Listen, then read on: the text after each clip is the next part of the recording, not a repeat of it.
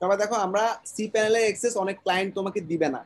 আমরা যে রেকর্ডিংটা maybe of ভাইয়া। রেকর্ডিং অন করছি এখন। আমাদের যে কোডিং গুলো আছে 11 লাইনের কোডিং আমরা সি প্যানেল থেকে বসাইছি। এখন এরকম এটা কোথায় বসাইছিলাম wp-config.php তে।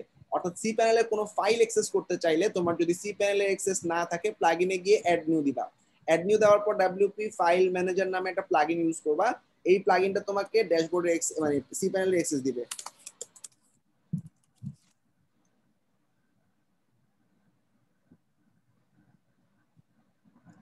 ফাইল ম্যানেজার প্লাগইনটা ইনস্টল করলাম।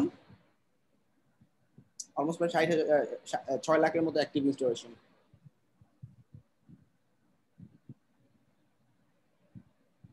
অ্যাক্টিভেট করে নিলাম। এখন দেখো আমরা কোনো সি প্যানেলে সবার মনে আছে না সি প্যানেলের ফাইল ম্যানেজারে কি কি ফাইল থাকে?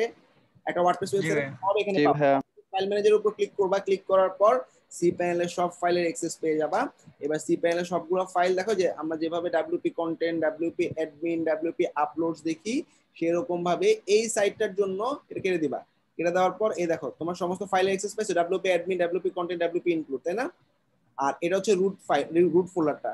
রুট ফোল্ডারের মধ্যে কি কি থাকে? যে wp-config.php ফাইলটা এইটা, তাই না? এই ফাইলটাকে রাইট বাটন দিয়ে কোড এডিটরে গিয়ে ক্লিক করলাম। কোড এডিটরে ক্লিক করার পর এখানে দেখো তোমার সমস্ত কোডিং চলে আসছে। আমরা সবাই জানি আমরা কোন জায়গায় বসাবো, wp শেষ। সেটিংস এর ঠিক আগে দিয়ে বসাবো, তাই না? তাইলে আমরা এই যে 11 লাইনের কোড কপি করে নিলাম। এই কোডটা কপি করলে আমাদের ওয়ার্ডপ্রেসের সামনে আর কোনো ইররের মুখোমুখি হওয়া লাগবে না।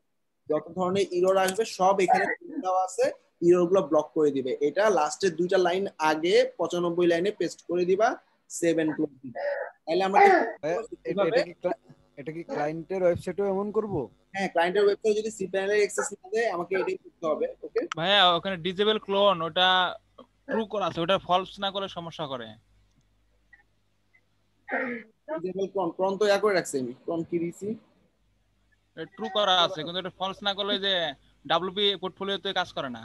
আচ্ছা, একটা দুটো প্লাগইন কাজ না করলে ডেভেলপমেন্ট ক্রন যদি তুমি ফলস দিয়ে রাখো তোমার ওয়েবসাইটটা লোড নিতে অনেক টাইম লাগবে, কারণ সে ক্রনের মাধ্যমে রেগুলার কিছু চেকিং করে। এই চেকিংটা আমি না রাখলে সাইটটা ঝামেলা হবে। ওকে, তোমার একটা বা দুটো প্লাগইন কাজ না করলেও এটা ট্রু রাখাটা বেস্ট। ওকে, তুমি ডব্লিউপি ক্রন টু তুমি জাস্ট ব্লগে সার্চ করো, ওয়ার্ডপ্রেসও সাজেস্ট করবে তোমাকে ডব্লিউপি ক্রন দেওয়ার জন্য।